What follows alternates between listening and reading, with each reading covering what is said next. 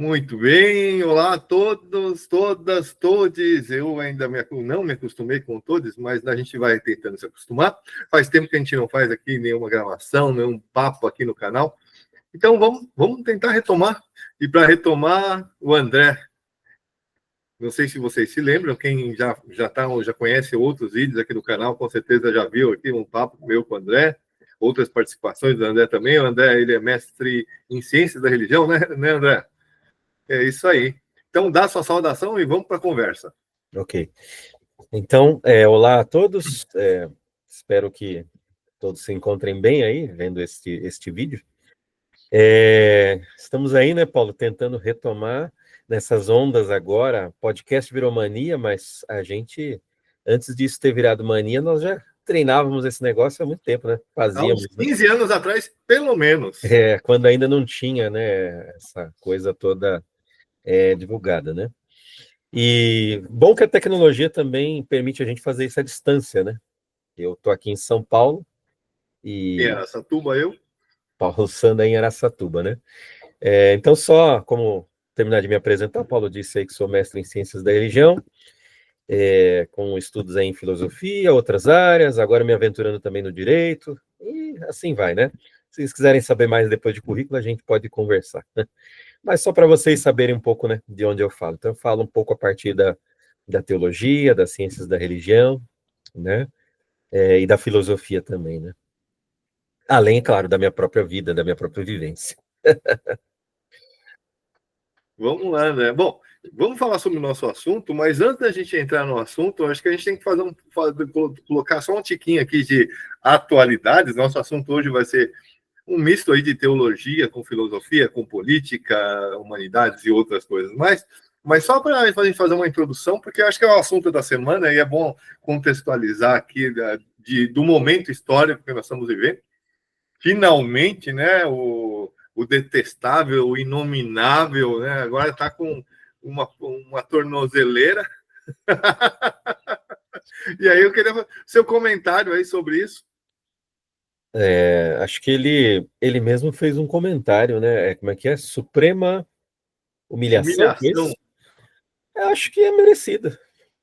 Mais que merecida. Se for isso, é isso mesmo. É isso mesmo, né? Vamos lembrar, só para resumir, né? 700 mil, né, pessoas que morreram durante a pandemia da Covid, né? Essa, sim, eu acho que foi a suprema humilhação verdadeira, né? Não tenha dúvida. Então, que se cumpram, né? Que se cumpram as leis, que se cumpra a justiça, doa quem doer. Esse é o ponto. Aliás, é como eu sempre digo, né? Eu assim, então, logicamente, não tenho dificuldades aí para lidar com essa questão de inferno, mas com sujeitos como esse, nós somos obrigados a aceitar a existência de um inferno, porque só cadeia é pouco. Mas vamos para o nosso tema aí. Você quer falar sobre Paul Tillich hoje? Para quem não sabe, Paul Tillich é um teólogo. Ele não é estadunidense, ele é alemão. Isso, ele é alemão-estadunidense, né, assim considerado, mas na verdade Unidos, né? ele é nascido na Alemanha, né, mas migrou para a Alemanha por ocasião do nazismo, né, e lá ele fez toda a vida dele acadêmica, bom, digamos que ele continuou, né, a vida acadêmica dele, que ele iniciou na Alemanha, inclusive estudou com Adorno, lá da Escola de Frankfurt, né, famosa escola da teoria crítica, né, da pesquisa social, né, o Instituto de Pesquisa Social da Escola de Frankfurt, ligado à teoria crítica. Foi aluno de Adorno, Theodor Adorno, mas por conta do nazismo ele teve que se retirar do país, mas aí fez toda a vida acadêmica dele lá nos Estados Unidos, né? E escreveu em inglês, tudo mais, então digamos que ele se tornou, né, um americano mesmo, né, um acadêmico americano, de certa forma. Então, sempre quando você vê alguma referência do Paul Tillich, né, a parte biográfica dele, chamado de teuto-americano, alemão-americano, alguma coisa assim, né? Estadunidense. Estadunidense, né, alemão-estadunidense, né? Você vai encontrá-lo dessa forma, né? E você falava até da questão do inferno, se existe ou não. Nós vamos trabalhar um pouco com essa com essas palavras, né, que a gente usa, Palavras, existe o ou não existe, conceito, né? né? Mas Paul Tillich tem uma coisa interessante para o demoníaco, né? Inclusive, né? O demoníaco é aquilo que causa distorção, né? É aquilo que vem de visões distorcidas, de uma razão distorcida, né? Podemos dizer assim, e que causa ainda mais distorções. Então, se a gente for olhar esse movimento do bolsonarismo, talvez com essas lentes, né? Tilichianas, sei lá, e a gente poderia até dizer que essa dissonância cognitiva, né, que paira sobre o bolsonarismo, os microfascismos, né, do nosso país também, podemos até chamar de demoníaco isso também, né? Bom, para quem não conhece, Paul Tillich, ele é mais conhecido, aliás, assim, acho que a obra singular dele é a questão da teologia da cultura, né? Então Sim. é uma área totalmente diversa aí de quem está acostumado a essa questão de estudos teológicos. Realmente é bastante interessante e encaixa com muitas coisas aí que a gente convive com a realidade. Então, bastante material, digamos assim. Mas Sim, prossiga aí. Você sem quer dúvida. colocar em xeque aí? Não, vamos fazendo o diálogo a partir das observações, né, das perguntas que eu ou você for estabelecendo, para a gente fazer isso aqui da forma como a gente faz, né, normalmente quando a gente conversa fora da gravação, né, quando a gente faz normalmente, seja tomando cerveja, vinho, ou no telefone, né, como a gente sempre fez. Mas, então, falando aqui um pouquinho mais de Paul Tillich, né, talvez para quem não conhece, contextualizando um pouco, tá? O teólogo Paul Tillich, ele se diferencia um pouco da teologia ortodoxa, né? Paul Tillich não dá para ser rotulado de teólogo ortodoxo, né? Embora ele trabalhe a partir de perspectivas tradicionais, né, da teologia, mas numa leitura bastante diferente, numa leitura bastante nova, eu diria, né? Sofisticada, bastante sofisticada, do ponto de vista filosófico, do ponto de vista da articulação que ele faz, né? Então, a gente pode dizer que a teologia sistemática do Paul Tillich não é apenas a repetição, a releitura, a reprodução do catecismo ou da teologia ortodoxa protestante. Paul Tillich era protestante, né? Mas é uma teologia filosófica. Antes de tudo, é uma teologia filosófica mesmo, tá? E aí é que entram coisas bastante interessantes, né? Para a gente pensar não só a religião cristã, né? Mas as religiões de maneira geral, e eu diria até mais do que as religiões, como você colocou aí a questão da cultura também, né? A cultura, e daí entra a política e tantas outras coisas. Eu acho que o Paul Tillich tem um pensamento muito potente, muito abrangente, que abarcam todas essas áreas aí, né? Então, só para contextualizar um pouco aí, quem que é esse teólogo, né? O Paul Tillich, tá? A obra dele que a gente vai trabalhar aqui principalmente, né? Falar a partir dela, pelo menos, esta obra aqui, Opa, acho que vai ficar ruim por causa da câmera aqui para enxergar. Não estou conseguindo. Mas, ó, agora acho que deu, né? É a teologia sistemática, ó. Pelo menos dá para ver a lombar, né? É esse catatal aqui, né? Chamado teologia sistemática, mas que se você pega um evangélico, um teólogo evangélico, por exemplo, ele vai já se surpreender, né? Se não conhecer, mas ou se conhece, ele vai ficar já um pouco talvez irritado, porque ele vai ver aqui que não tem quase referência bíblica. Então já tem uma diferença bem grande aí, tá? Quando você diz teólogo evangélico, vamos colocar como teólogo protestante, né? Porque realmente o evangélico virou um mundo assim tão bagunçado que é difícil, né? É difícil você poder usar esse termo evangélico, né? Mas o teólogo protestante, né? E eu até faço um adendo aqui, quando os evangélicos aí dessas igrejas A, B, C, D, E, F, G, se dizem protestantes, eu costumo debater que, olha, eu entendo que vocês não são protestantes, porque a base do protestantismo, né, uma das bases, pelo menos, do protestantismo, foi o combate ao misticismo romano. Uhum. Então, como eles são muito mais místicos do que Roma era, então não são protestantes, não são reformados, muito pelo contrário, eles são reacionários de fato, né? Inclusive na sua forma teológica de ver, de se relacionar com Deus, são muito mais para reacionários do que protestantes, do que reformados. Na verdade, a gente usa essa expressão, essas expressões, né?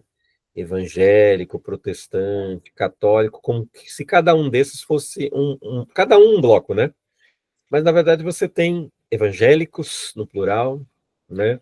Você tem protestantes no plural, né? Você tem, enfim, tudo é bem diversificado, né? Estava ouvindo alguém outro dia que falou de uma pesquisa que alguém fez numa área de ciências da religião aí, contabilizou 50 igrejas numa rua só. Numa grande. Tem mais igreja que boteco. Acho que se eu não me engano, foi alguma cidade lá do Espírito Santo, né? A pessoa chegou a contabilizar 50 igrejas. Então, é só para a gente, isso para ter uma ideia do tamanho, da variedade, da pluralidade que é esse negócio, né? E aí qualificar e tudo mais é sempre complicado, né? Agora, você tocou até no ponto aí, né? Chamar de evangélico. Às vezes eu tenho dificuldade até de entender se certos segmentos neopentecostais, por exemplo, são religião. Para mim, às vezes, não parece nem religião. Vamos falar sobre isso. Eu tenho dificuldade, né? Pegando, por exemplo, a definição de Paul Tillich, né, de religião, eu teria alguma dificuldade, né? Mas vamos ver o que a gente consegue desenvolver. Bom, além do Paul Tillich, né, eu queria dizer que eu ando estabelecendo umas conversas com a inteligência artificial. Não sei se você está com essa mania, Paulo. eu não tô tão solitário assim ainda. Não, mas eu acho que não. Bom, talvez seja uma questão de solidão, é possível, né? Mas eu tenho tido vários diálogos interessantes, né, com a inteligência artificial, né? E eu uso aqui aquela do Google, Gemini, né? E olha, muito interessante, viu? Eu fico, ao mesmo tempo que eu fico maravilhado, né, com essa capacidade da tecnologia, né? Também fico um pouco assustado às vezes, mas eu acho que eu estou mais no maravilhamento do que no assustamento. E eu acho o seguinte, para quem tem inteligência humana, a inteligência artificial é formidável, entendeu? Formidável, pode ser muito bem utilizada, né? O problema está em quem vai se deixar dominar por ela, né? Vai depender única e exclusivamente dela para pensar, porque isso acontece com toda tecnologia, né? Se você terceiriza o seu pensamento, né, para o computador, a sua vida para o computador, quer dizer, você deixa de usá-lo como instrumento a seu favor, né? E você fica escravo da máquina, né? Então você se torna a máquina junto com a máquina, talvez, não sei, ou até menos do que a máquina, né? Mas eu acho que quando você tem uma inteligência humana que você coloca em atividade já na sua vida normalmente, a inteligência artificial nada mais é do que uma ferramenta bastante interessante de pesquisa, no meu caso, né? E essas conversas são isso, nada mais são do que pesquisas, porque ele me responde conforme aquilo que ele encontra, né? Dentro da grande rede de computador, e ele vai conjugando isso conforme as dúvidas que eu coloco lá, os contrapontos, né? Aí tá nesse nível de diálogo que eu falo, porque eu faço contraponto ao que ele responde, depois ele me faz contraponto, concorda também comigo, me elogia também, né? Então eu tô adorando isso daí. Muito bom. E como é que foi a sua última conversa? Qual que é o tema? Sim. Bom, eu fiz várias conversas, né? Em especial, eu tenho me dedicado por esses dias a estudar um pouco a questão da razão em Paul Tillich, né? Se eu não me engano, acho que é o primeiro capítulo, né, do livro. Peraí, deixa eu só ver aqui. Eu não lembro se é o primeiro, mas é um dos primeiros. É a parte 1, né? Porque tem lá o volume 1, que começa com a parte 1, a razão e a revelação. Começa com a introdução, né? Mas aí, logo depois da introdução, que é de caráter mais explicação da metodologia, né? Aí ele começa mesmo a entrar no miolo do queijo, né? Falando sobre a razão e a revelação, né? Então, nessa discussão sobre a razão e a revelação, assim, você já vai descobrindo muita coisa interessante, né? Por exemplo, Paul Tillich, ele já começa dizendo o seguinte, né? Que a razão, a gente costuma enxergar a razão como só aquele aspecto da racionalidade. Mas quando a gente está vendo isso, e aí precisa talvez, quem não conhece muito a filosofia, pode ficar um pouco em dúvida do que eu vou falar agora, mas olhar a razão só pela racionalidade é algo recente na história do pensamento humano. Porque a razão, se a gente pegar desde a tradição... Limites da razão pura. Hã? Limites da razão pura. Isso. Não, e Paul Tillich é bastante kantiano nesse ponto. Ele faz, justamente, ele começa esse capítulo da razão falando de Kant e Nicolau de Cusa, né? Por exemplo, você tocou aí, né? Limites da razão pura. Porque a razão, ela dá conta de algumas coisas, né?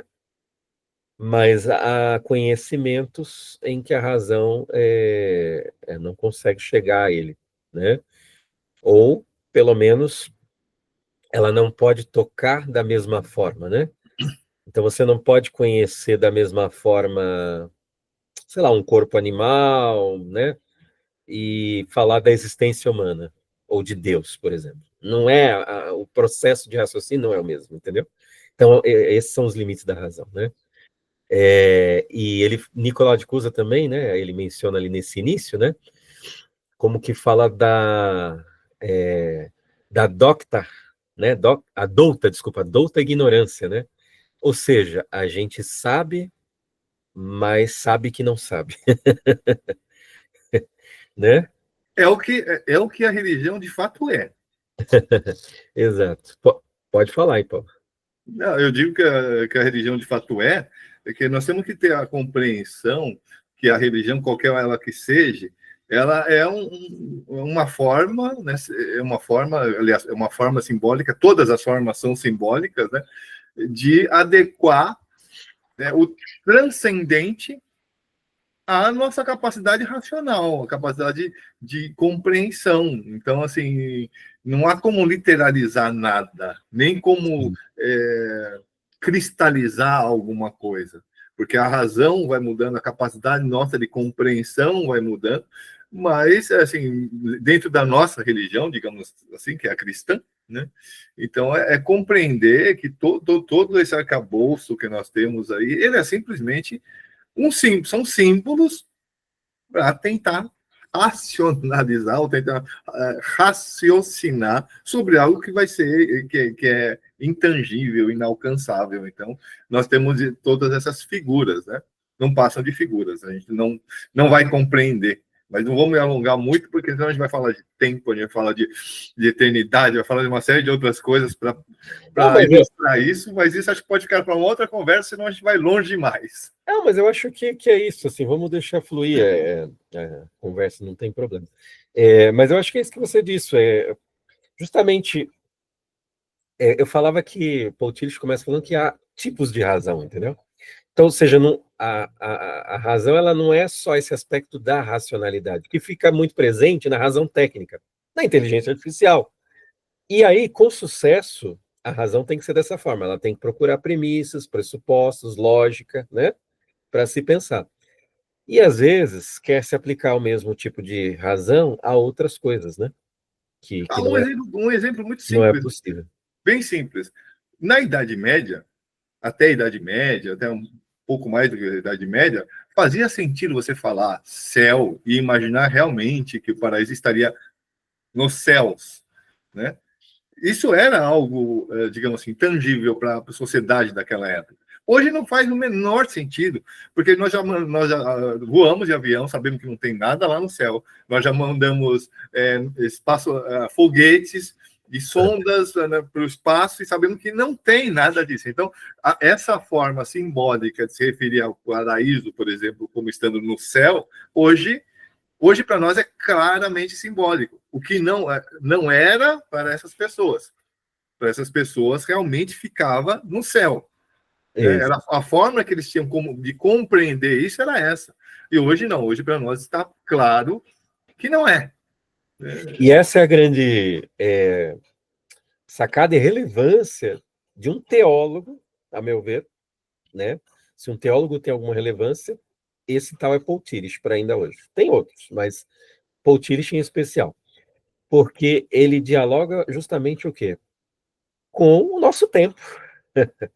Né? O nosso tempo não pode simplesmente ser desconsiderado as descobertas todas científicas, do senso comum, porque a descoberta científica também vira senso comum depois, né? Tipo, a Terra é redonda, isso é senso comum, né? Deveria ser, né? Deveria ser. Então, são coisas que já estão, inclusive, fazendo parte do nosso senso comum, porque são conhecimentos que a humanidade foi desenvolvendo, adquirindo, né? Ao longo do tempo, né? Então, o Tillich ele não vai desconsiderar justamente esse pensamento mais moderno, mais contemporâneo, que vê céu como céu, porque já fizemos as várias viagens para o universo, para os planetas, além do telescópio, todos esses equipamentos que existem aí, né? E também dentro das próprias ciências humanas, biológicas, matemáticas, etc, etc. Então, ele não desconsidera tudo isso, né? E como é que você dialoga isso e, ao mesmo tempo, com a ideia ainda de fé, de Deus, né, da religião, né? Então, essa é a grande sacada de Paul Tillich, né? E você tocou no ponto do símbolo, né? Ou seja, esse para mim que é mais precioso, assim, em Paul Tillich, né? Porque eu escrevi um texto, é muito pessoal isso, mas eu vou revelar um pouquinho para vocês, porque acho que é válido, né? Eu coloquei assim, né, ó, Deus, entre aspas, ou seja, quando eu coloco Deus entre aspas, é, é o Deus mencionado na Bíblia, né, o cristão, o Deus do dia a dia das pessoas, né? Então, Deus nome, vamos dizer assim. Deus não existe. Depois eu tiro a palavra Deus das aspas e coloco Deus existe. Ou o infinito. O infinito existe. Aqui podemos chamar Deus, né? O infinito existe. Ou melhor, o que existe é a própria existencialidade. O que Paul Tillich vai chamar de sentido último. Ser em si, fundamento do ser, né? Então, o fundamento último existe. A verdade existe, está acima de... A verdade com letra maiúscula existe e está acima de todas as verdades com letra minúscula. O infinito contém todos os finitos. Ele é infinito, logo contém todos os finitos. Os finitos são rastros, pedaços, fragmentos do infinito. E, de alguma forma, o revelam, mas não revelam totalmente. O revelam só como podem revelar, como rastro, como parte, como pedaço. Afinal, o todo é maior que a parte, que as partes. A parte revela apenas uma parte do todo. Deus, pensado assim, está acima de Deus. Deus, sem aspas, acima de Deus, com aspas. Deus para além de Deus, dirá Paul Tillich. Deus não é um ser entre outros. Não é um ser entre outros. É o ser, o fundamento do ser. Ou a existência. Tanto faz. Que pode ser chamada de Deus, para quem quiser chamar, para quem acha que é, né? Não é um ser pessoal. Aí eu vou mexer com muita gente, mas não é um ser pessoal. embora fazê-lo pessoa seja uma forma de contemplá-lo, de compreendê-lo, para algumas pessoas, em especial religiosos que assim o veem, né? Ou seja, não estou negando que não possa ser feito isso, mas não dá para dizer que é isso, né? Ou seja, não dá para dizer Exato. que é. Mas tudo isso não passaria o quê? De metáforas, símbolos para a existência. Eis minha concepção de divindade, que eu chamei aqui temporariamente de naturalista supranatural. Então, eu escrevi isso inspirado pelas leituras de Paul Tillich, isso aqui não são palavras do Paul Tillich, mas são as minhas comentários, alguns insights, né? A partir do que eu li em Paul Tillich, né? E tem a ver com essa ideia do símbolo que você trouxe. E aí que eu acho que a gente pode explorar bastante coisa. É uma provocação bastante interessante quando você faz a primeira de Deus não existe, o Deus entre aspas, né? Deus não existe. Eu tenho feito muito essa provocação, que eu digo, Deus não existe, que se existisse não seria Deus. Bom, não existe Deus. Na existência não pode haver Deus, porque toda existência ela tem alguns pressupostos. Tudo que existe deixa de existir. Tudo que existe passou a existir e tudo que existe deixa de existir. Bom, isso, qualquer coisa que nós conheçamos hoje, mesmo um sol, mesmo uma galáxia, o que você quiser, nosso planeta, ele não, ele existe. Ele passou a existir em determinado momento e vai deixar de existir em determinado momento. E nós então, mais rápido ainda, nós somos um sopro, um grão de areia, ou talvez nem isso dentro da existência, né? Mas é uma provocação interessante quando você coloca como existe, né? Porque, de fato, como o Paul Tillich coloca, Deus é a realidade última, né? Então, isso é bastante interessante, né? Essa questão do finito não existir, do infinito não existir e o finito e ele existir ao mesmo tempo por ele ser feito de infinitos, ou seja, todo finito compõe o infinito. Não, o contrário, né? É isso, todo finito compõe o infinito. O Exato, infinito exato. é feito de finitos. Exato, exato. A gente tem um problema com isso, né? Se a gente colocar, por exemplo, a noção de tempo de Santo Agostinho, né? Uhum. Porque para Santo Agostinho ele coloca que tempo é uma categoria e eternidade é outra. São totalmente distantes, né? Na eternidade, o tempo não está contido na eternidade, né? A eternidade é a ausência de tempo. E tempo é a ausência de eternidade.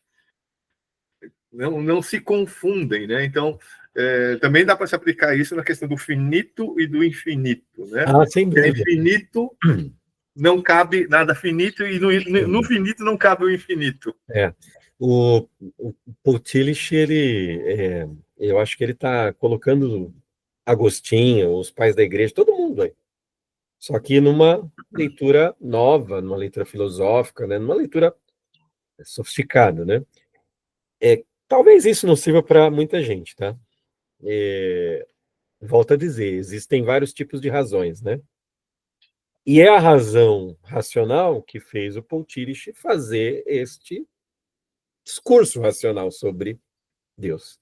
Assim como, para mim, eu fico confortável com essa definição, ou essa indefinição, né? Entendeu? Agora, Nada melhor do que a indefinição. pode ser que para algumas pessoas elas não estão vivendo sob essa razão em dado momento da vida dela, né? Tem outras razões emotivas, razão pragmática, né? E aí, conforme o tipo de razão que se raciocina, né? Você pode chegar a conclusões diferentes. É o que o Tillich vai chamar de condições de existência, né? Então, ao longo da vida, ao longo da história da humanidade, né? A gente vai tendo condições da existência que vai fazendo com que a nossa interpretação, a nossa razão vá sofrendo o que ele chama de processos dialéticos, né? Então, se afirma alguma coisa, e se nega outra coisa, e se nega essa coisa, né? E se produz uma nova interpretação, né? É o que Hegel falava lá na tese, antítese e síntese, né? Eu acho que eu escrevi isso aqui em algum lugar também, mas enfim, mais ou menos dizer o seguinte: a gente nunca chega, no fim das contas, a essa verdade total, entendeu?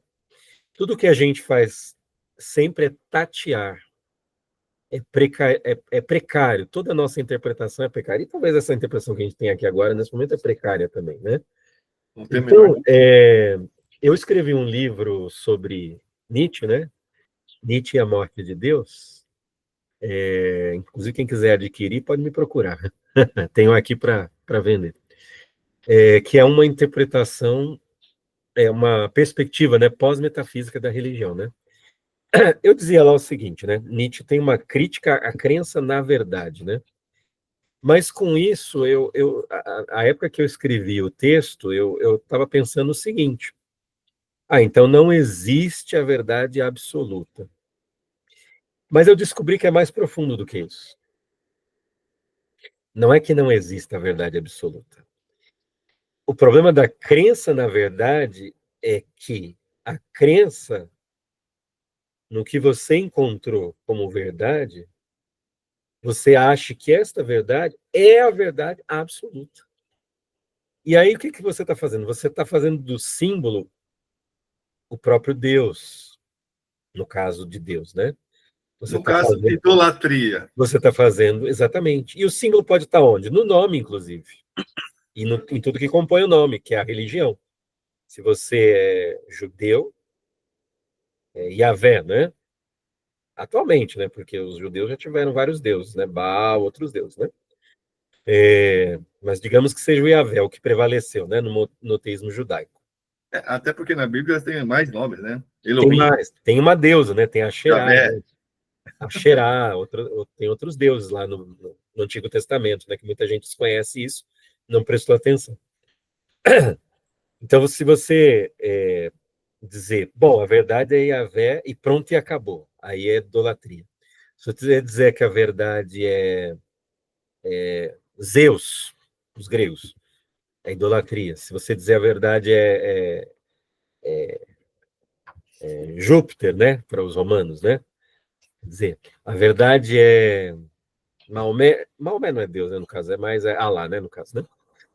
Enfim, cada verdade que você estabelece como a verdade única, absoluta, ou seja, não, eu não tenho mais que procurar, eu não tenho que continuar buscando, é isso, pronto e acabou. Isso é uma espécie de idolatria, porque o infinito está para além disso. Então eu me confundi, o problema não era acreditar na verdade absoluta, né? Ela possivelmente existe, porque ela é absoluta. Mas acreditar que a sua verdade, a verdade que você encontrou é absoluta, né? Aí sim é uma idolatria, né? Ou entender que a verdade pode ser cognoscível. Ela pode ser cognoscível, né? Exatamente. Agora, com isso quer dizer que a gente não tem como ter uma revelação, então, dessa verdade, desse sentido último. Aí que é interessante a sacada de Paul Tillich, né? Que ele vai dizer que a revelação acontece, mas ela não pode ser transferida para ninguém. Só você mesmo sente essa verdade. Ela é sentida, por isso é um sentido último, é o seu sentido último. E ele não dá para ser transferido a outro. Talvez os outros podem compartilhar os símbolos. Isso é possível. Não, Né? isso é extremamente nietzscheano, né? É, Isso é extremamente nietzscheano. sim. É. Exato, Porque, exato. por um lado, é o seu sentido último no momento da revelação. Uhum. Mas ele não é último no sentido de que não haverá mais outro. Porque se for o seu sentido último, você já encontrou a verdade e pronto. Não. É, Foi o seu sentido último naquele momento daquela revelação. exato. Você fechou, né? Você fechou. Agora, aí vem o meu ponto de discordância, talvez, com Paul Tillich, que ele vê em Cristo o novo ser, pois na cruz, né? Na cruz, a encarnação de Cristo, ok, é a encarnação de Deus, certo? Então ele vê em Cristo como o novo ser. Por que ele é o novo ser? E a revelação final, ele vai dizer, né? Mas não é a revelação final porque como se não tivessem mais revelações agora, mas é, digamos, a definitiva, né? É aquela que pode basilar outras revelações, né? E é o meu ponto de discordância com o Tillich, tá? Porque ele vai... Bom, primeiro vamos falar o que ele diz. Ele diz, então, Cristo, o novo ser, é a revelação definitiva. Por quê? Porque ele é aquele que abriu mão de ser o infinito para ser finito, considerar-se finito. Embora ele volte para a infinitude, mas ele abriu mão. É a kenosis, né? Chamada kenosis, esvaziamento, né? Na cruz ele fez isso. Então ele abriu mão de ser, colocando nos termos que a gente está falando aqui, ele abriu mão de ser essa verdade absoluta. Olha isso que eu estou falando, né? Ele abriu mão de ser essa verdade absoluta para ser um novo ser, né? Um novo ser. Então, eu coloco isso em xeque um pouco, porque me parece que Tillich acaba colocando privilégio na religião cristã, quando ele faz isso. Eu vou discordar de você, viu? Entendeu? Eu acho que Tillich ele compreendia muito bem que ele estava delimitando, né? Ele estava fazendo essa delimitação, tanto que depois que ele terminou a obra dele, com a qual a gente está conversando, da teologia sistemática dele, ele se arrepende de ter feito. Ele se arrepende de ter escrito a teologia sistemática. Por quê? Porque ele só pensou no cristianismo, praticamente. Entendi. Então, Verdade. Ele tinha, assim, o pensar dele era dentro do cristianismo, e ele tem muita ciência dessa limitação. E é uma limitação que eu não vejo nem como extrapolá-la, né? Porque se nós tentarmos colocar o budismo junto, o Islã junto, o Islã ainda talvez tivesse alguma aproximação, já que, né, existe aí essa questão de que é uma outra religião do livro também, né? São as três grandes religiões do livro, que no final, entre aspas, elas vão seguindo o mesmo livro, né? Mas aí Paul Tillich, ele realmente tem essa limitação que ele entende ser uma limitação. Ele trabalha dentro do universo, dentro da esfera cristã. Não, ele é consciente, isso não tem dúvida. E ele dizia que é porque ele estava no círculo cristão. Então, ele tinha que dar essa resposta. Mas ele era consciente disso, tanto que ele construiu também a teologia da cultura como uma forma de ultrapassamento disso, né? Tanto que aí vem minha conversa com a inteligência artificial, né? Vou colocar aqui um pouquinho. Eu fiz justamente essa pergunta para a inteligência artificial. Olha, gente, converse inteligentemente com a inteligência artificial. Vocês vão ver que é interessante as respostas que ela é capaz de dar. Mas isso não faz do cristianismo o único meio onde o novo ser se revela? Ou seja, fora do cristianismo, em outras religiões ou pensamentos, inclusive ateus, não existiria o novo ser? Aí, o Gemini respondeu para mim.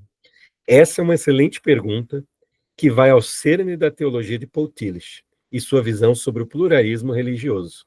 A resposta, segundo o pensamento dele, é não. O cristianismo não é o único lugar onde o novo ser pode se manifestar, embora ocupe uma posição única e normativa. Tillich faz uma distinção fundamental entre revelação universal e revelação final. Bom, aí ele discute aqui todo esse ponto, né? Fala do papel do ateísmo também, inclusive, né? Positivamente, inclusive, né?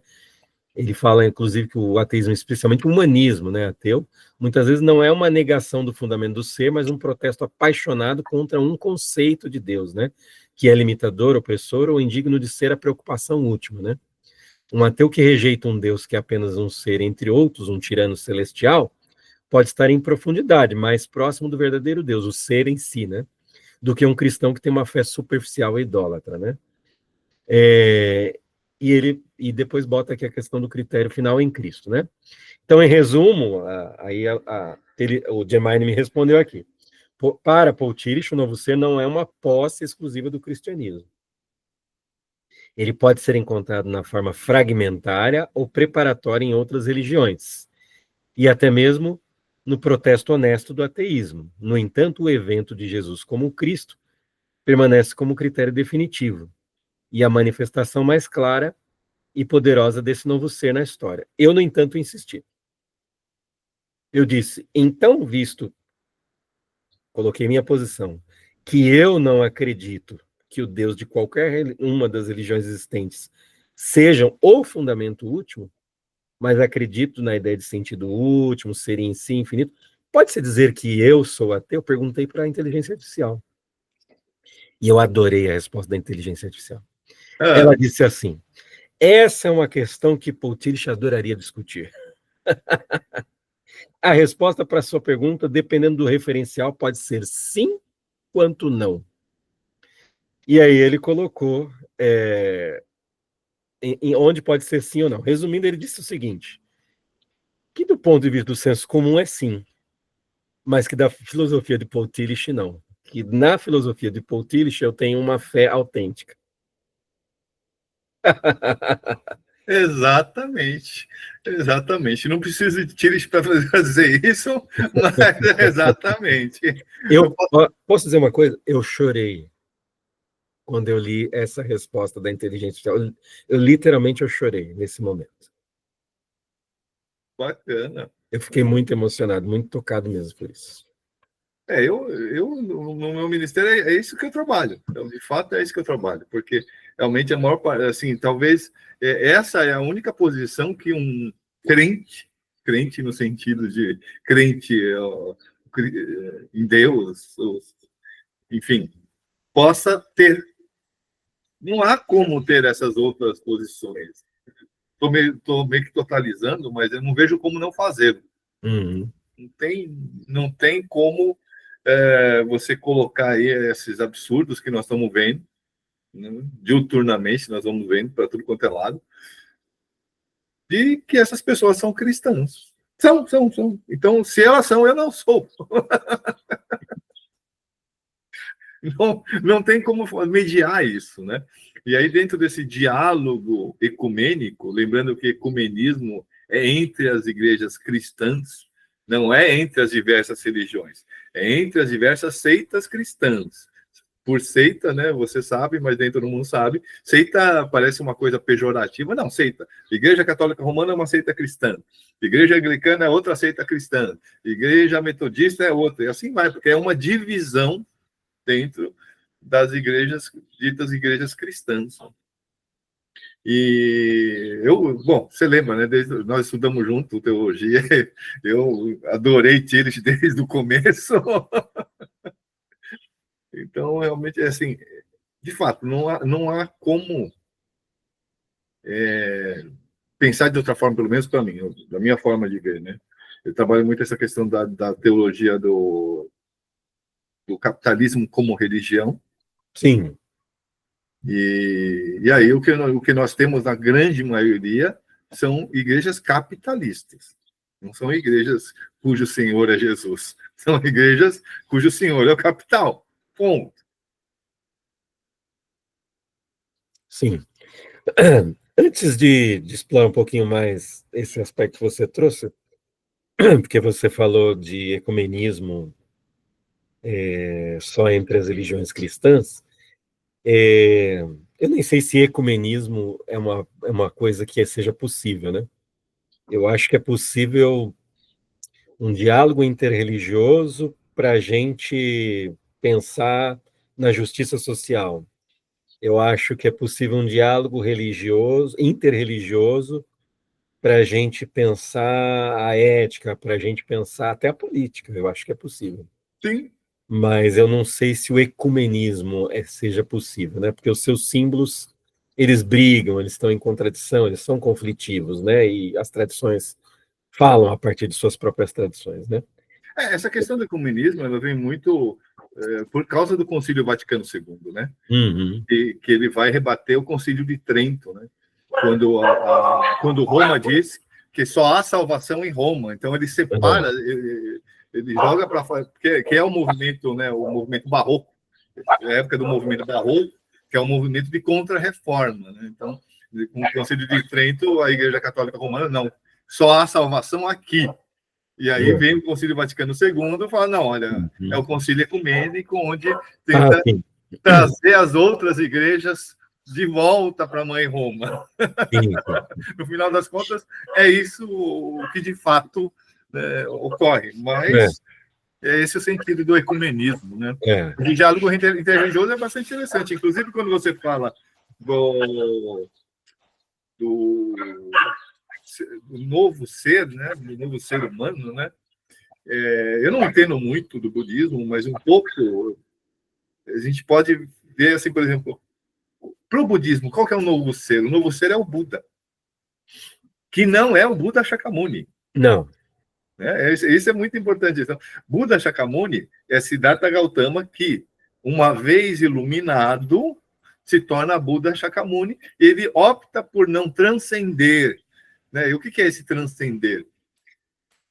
Ninguém fala. Ele continua na roda, né? E aí é um conceito hindu, né? Que é na roda de Sansara, ou seja, você nesse retornar, né?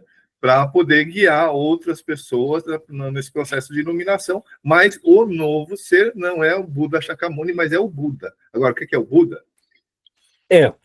A palavra Buda significa o desperto, ou iluminado, né? Mas a palavra desperto é mais interessante. Então, tornar-se Buda é tornar-se despertado, iluminado. É chegar a alguma espécie de conhecimento, né? Mas não é só um conhecimento intelectivo. É mais do que isso, né? Exato. Isso, né?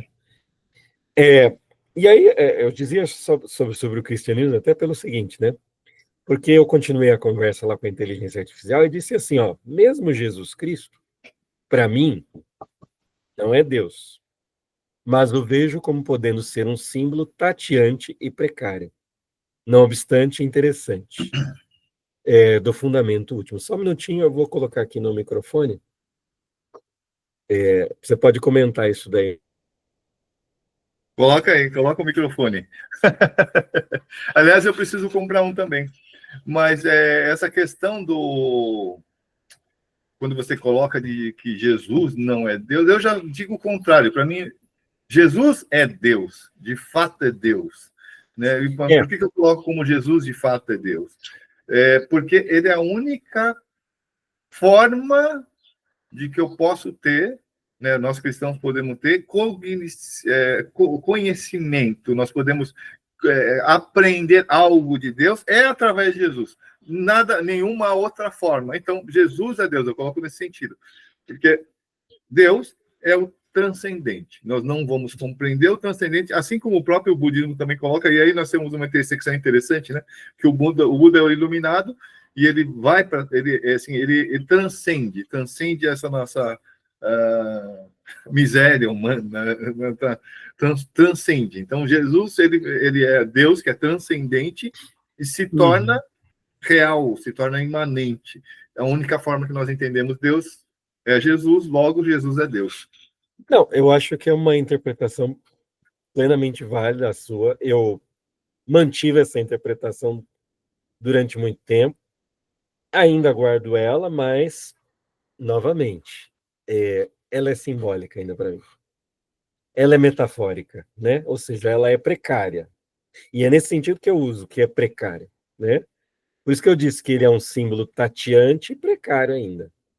Mesmo Jesus, mesmo Cristo, né? E aí a inteligência artificial me respondeu também de maneira inteligente. E ela disse assim, fez um elogio para mim, inclusive, né? Sua formulação é extraordinariamente sofisticada e se alinha em grande parte com a própria metodologia de Paul Tillich, ao mesmo tempo que aponta para a divergência crucial que o separaria da teologia cristã dele. Vamos desdobrar sua afirmação, pois ela revela uma compreensão profunda do pensamento simbólico. Bom, então, ele colocou aqui Jesus como símbolo, que está em harmonia, inclusive, com Paul Tillich, sem problema nenhum, né, como esse símbolo do fundamento último. E o ponto de divergência é justamente o tateanto, o tateante precário eu coloco para Jesus, enquanto que para Paul Tillich é a revelação final, né? E aí a diferença fundamental, né? Por quê? Porque na minha visão, e a inteligência artificial captou isso bem, né? Ela diz o seguinte, ó, sua visão, Jesus é um símbolo tateante e precário. Isso sugere que ele é uma tentativa humana, talvez nobre, interessante, de expressar o inefável. Ele é um, entre outros possíveis símbolos, uma busca e não a resposta definitiva. Ele aponta na direção certa, mas de forma imperfeita, como outras grandes figuras da história. Buda, Sócrates, etc. Já a visão de Tillich. Jesus como Cristo é a revelação final. Mas, e isso é crucial, final não significa que Deus parou de falar. Significa que em Cristo, o critério definitivo para entender a relação entre o finito e o infinito foi estabelecido, né? Por que que Tillich via essa finalidade em Cristo e não o considerava precário? A resposta está no paradoxo da cruz, como eu expliquei lá no início, né? Para Tillich, o poder único do símbolo de Cristo é que ele é o símbolo que se sacrifica a si mesmo, né? Então, Jesus, como o Cristo, aponta para o fundamento último, né? Ao renunciar tudo que é finito nele mesmo. Sua vontade, sua segurança, sua vida. Na cruz, ele se torna completamente transparente para o fundamento do ser, justamente ao aceitar sua total finitude e separação. Ele não se apega a si mesmo como sendo o fim, é o que você falou, a encarnação, o abrir mão, o esvaziar-se, né? É por isso que para Tillich, Cristo não é um símbolo precário, né? Ele é o símbolo que nos salvaria da precariedade. Mas, aí é onde ele me colocou. Então, onde é que alguém vai perguntar aí? Mas o mestre em ciências da religião aí, afinal, ele é o quê, né? O que ele segue, né? Se você quiser me rotular de alguma coisa, a inteligência artificial já fez isso, tá? Ela me chamou. Esqueci aqui o que ela me chamou, mas eu já vou colocar aqui, peraí. Eu quero falar do jeitinho que eu achei tão bonito. Ele diz que eu estou no humanismo pluralista radical. Essa seria a minha definição aqui. Eu já concordo mais com o Tillich, mas entendo o porquê da sua discordância, e até concordei em certa parte, né? Porque eu entendo a tua história, né? A sua ligação com esse Jesus, né, que você teve, que você veio de cresceu praticamente dentro de uma igreja mais fundamentalista, né? Mas eu compreendo o pensamento de Tillich como Jesus sendo, né, essa revelação final, porque não não pensando no Jesus dos Evangelhos aliás, uma coisa bem interessante que não sei se você está vendo aquele seriado The Chosen. Não. Muito bom, muito já bom. Vou falar, mas não. Muito bom. Fantástico, assim, eu aconselho, ele tá, acho que, não sei se deve estar na última temporada, está na oh meu Deus, Prime, tá no Amazon Prime Video, Amazon Prime Video, e eu entendo que Jesus é a revelação, né, por todas as questões que Tillich coloca, mas uma coisa mais simples, muito mais simples, que Jesus nos mostra Deus como amor. E aí eu sou bem kantiano nesse sentido. Amor. Você precisa de mais alguma coisa? Não. Não. Você não precisa de mais nada. Né? E aí entra naquele debate aqui sobre moral cristã, que é um absurdo. Né? Absurdo falar em moral cristã. Não existe moral cristã. Se Deus é amor, como é que pode haver moral? Pode haver ética, né? A ética é uma questão da vida, né, do convívio entre viventes, entre pessoas que participam do mesmo convívio, de um mesmo setor, de uma mesma situação. Essa é a questão ética, né? Isso. Mas eu diria que, assim, em Jesus, ele supera até a ética. Por que ele supera a ética? Porque ele dá a si mesmo. Ele acaba com a própria vida né? Então, assim, ele abre mão, inclusive, assim, da ética, ou seja, Foi ético matar Jesus? Não foi. Não foi. Nem um pouco. Né? Mas ele supera até isso. Agora, é lógico, nós não temos como superar a ética, porque nós temos que ter uma ética para haver esse convívio, né? Para haver sociedade, é preciso ter ética. Agora, a moral, infelizmente, como diz Kant, é necessária, mas se houver amor, a moral se faz necessária. Logo, se Deus é amor, não existe moral cristã. E Jesus não tem moral. Não, eu acho que é perfeitamente possível ver dessa forma, né? E eu gosto de ver dessa forma também que você está falando. Para mim, ela cabe em muito do que eu faço, do que eu falo, né? Do que eu acredito, inclusive como prática política, né? Como prática dentro da sociedade e tudo mais. Eu acho que sim. Mas eu acho que eu busco uma coerência, né? Eu acho que eu achei essa coerência aí, né? Do raciocínio, né? De que se a verdade é última e infinita, mesmo essa verdade em Cristo, né? Ela também ainda é tateante precária. Mas talvez ela justamente seja definitiva, aí dá para fazer a ligação, que é o seguinte, Por causa da cruz. Com aquilo que o Vátimo chama de pensamento fraco. Cristo é justamente esse símbolo de Deus, né? Mas é símbolo também, diria, do próprio pensamento fraco, porque o pensamento fraco é aquele que não acredita ter chegado numa verdade definitiva ou até na possibilidade de uma verdade objetiva, final, entendeu? Ele se vê como precário, ele se sabe precário, ou como diria Nicolau de Cusa, né? Sabe que não sabe. Né? Então é a douta ignorância, né? E aí o Tillich não viveu a pós-modernidade, né? Pós-modernidade foi algo que veio depois do Tillich. Aí tem o Gianni Vattimo, que é um filósofo da religião que vai desenvolver melhor essa questão, inclusive a partir da kenosis, né? Inclusive, né? Que é o autoesvaziamento de Cristo. Né? Então, assim, acho perfeitamente possível, né? Mas a coerência que eu busco é que eu possa olhar em tudo que a humanidade produz de pensamento, inclusive suas religiões, mesmo no melhor que ela tem, mesmo no melhor do que eu posso estar falando agora aqui. Tudo isso é precariedade. Sim, E isso me coloca em pé de igualdade, né, de certa forma, com as outras religiões, com as outras crenças, com as não crenças também, na tentativa, né, de construir alguma coisa que a gente vá se aproximando, que a gente vá chegando. Né? Então, acho que é só essa coerência meio que teórica, talvez, metodológica, que para mim fez mais sentido, né? Mas é isso. Agora, eu não tenho dúvida, e a gente pode até terminar com isso, né? Nada melhor do que terminar a discussão com amor, né?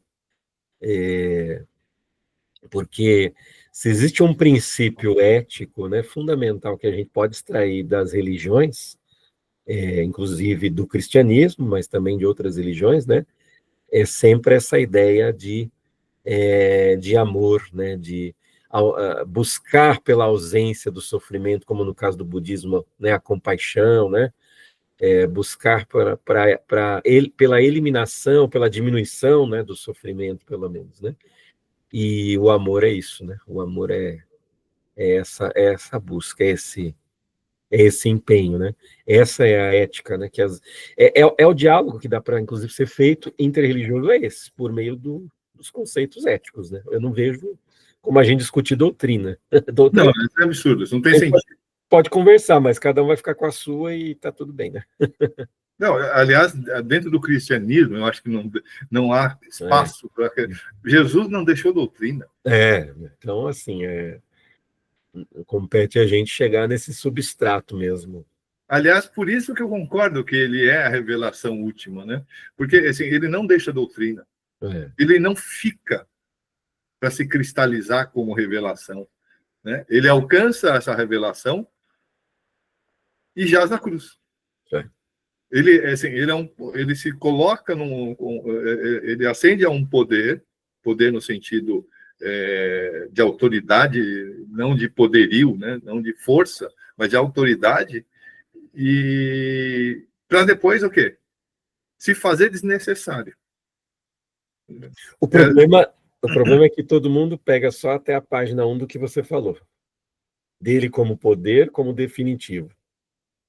E esquece da parte do esvaziamento. Exato. E aí você tem religiões cristãs, mas não tem religiões jesuânicas, por exemplo, que mostram mais esse lado, né, do esvaziamento, por exemplo. Até porque Cristo é o Kyrios, né, o Senhor, né?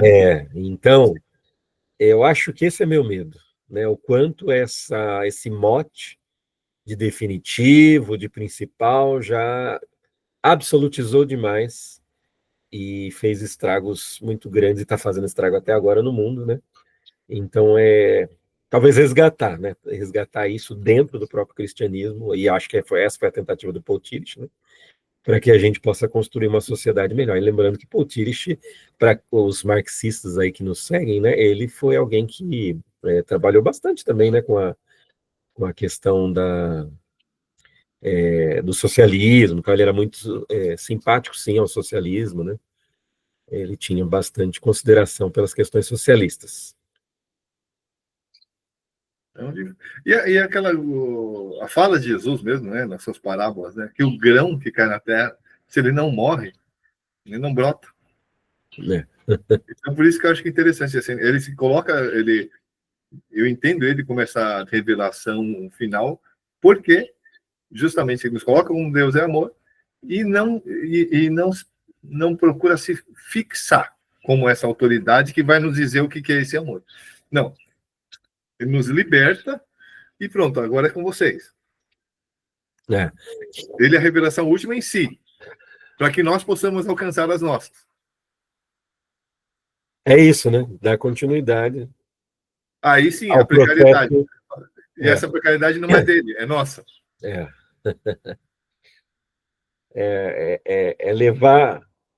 Levar essa relação cognitiva, né? Teológica, né?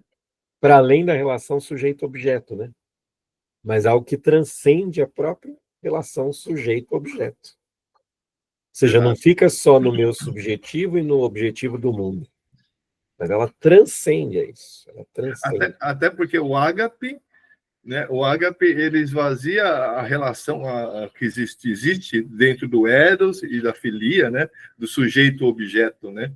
Que tanto no eros como na filia também, o objeto ele é para o sujeito. Sim.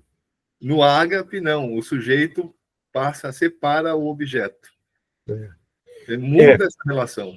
Isso, e a relação sujeito-objeto é hoje a que prevalece no neoliberalismo, no capitalismo, como você colocou, né? Capitalismo como religião. Por isso que o capitalismo se torna, né? Capitalismo como religião, se torna religião, né? Porque ele fez prevalecer, absolutizar a relação sujeito-objeto, ou seja, o que eu consigo por meio do quê? Qual o resultado que eu obtenho por meio do quê? Inclusive, um outro sujeito torna-se objeto para mim, ou seja, outro ser humano, né? O que Kant fala que tira completamente a dignidade de um ser humano é como quando você usa um outro ser humano como meio, né? E não como fim em si mesmo. Então, quando você usa um outro ser humano como fim, você está fazendo dele objeto. Então, você está tendo uma relação sujeito, que é você, e o outro sujeito está fazendo ele de objeto para você. E é o que a gente vê no capitalismo, no neoliberalismo, em todas essas O formas. patriarcado. E por aí vai afora, né? Mas bom. Mas é isso, né? Acho que deu para a gente passar aí por várias coisas, né? Com um ponto de... É muito profundo tudo isso, né? Tem muito mais. Para quem quiser ampliar agora para além de Paul Tillich, com essa questão final que eu deixei, né? Do humanismo pluralista, e você falou que talvez não tenha ninguém imbatível para Tillich. Talvez ele não seja imbatível, mas ele tentou fazer, digamos assim, um avanço, né? Que é o John Hick. John Hick é um teólogo que trabalha com a ideia de humanismo pluralista, né? Bacana. E se você gostou, faz seus comentários aqui, deixa sua curtida, faz suas perguntas. Né? Essa pergunta é uma coisa que a gente sempre coloca nos nossos bate-papos aqui, que são suas perguntas que podem criar, né? Nos dar novas ideias para outros temas, ou mesmo aprofundamento em algum tema dentro do tema que foi tratado aqui. Até mais. Até mais. Tchau, tchau. Tchau. Deixa eu ver como é que faz aqui para parar a gravação. Acho que é só acabar a ligação. Eu acho que tem que acabar. Né? Alô. Alô.